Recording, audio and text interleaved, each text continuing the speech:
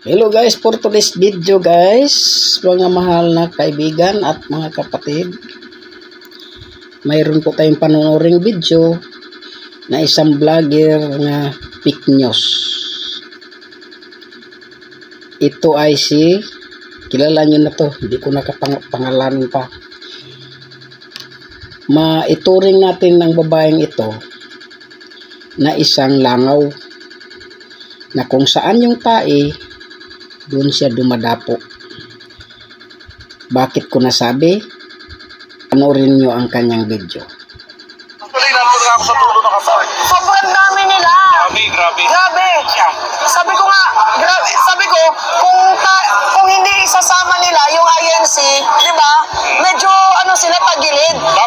Tayo tingnan nyo. Dapat ito, pang Grino Grants lang ito dapat eh. Ang dami. Hindi, to be honest, ako, doon, madami. Tingnan nyo guys, you know. So ngayon nandun sila, mga nagsasalita, nagdasal siguro. Sila yung mga vlogger ni PBBM na ang sabi nila ay mga loyalist na vlogger. Ang tagpong ito guys, ito ay rally ng makakaliwa.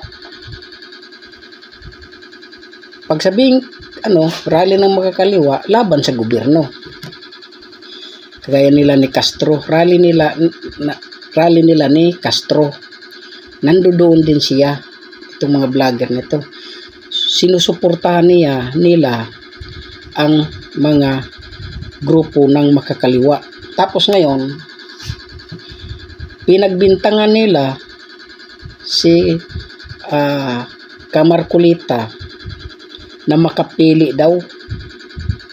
Sabi nitong babaeng ato sa vlog niya, makapili daw si Marcolita. Itanong natin sa kanya, Mima, sino yung mga tunay na makapili?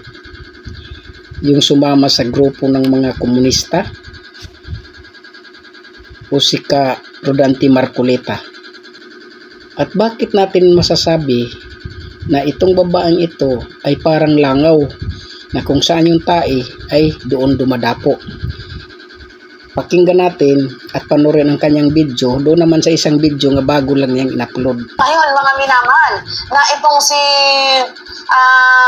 ML Party List First Nominee and former Senator Attorney Leila de Lima ay talagang sinupalpal din itong si Congressman Rodante Marcolita. Talagang wala kayong makikita mga minamahal, ni isa ang tumangke, umapid, sumang-ayon, sumama sa naging laban ni Congressman Rodante Marcolita. Kaya nga sabi ko, ikaw yung mapanlin lang hindi si Attorney Enzo Recto, kasi munti ka niya ng incite and contempt itong si Attorney Enzo Recto.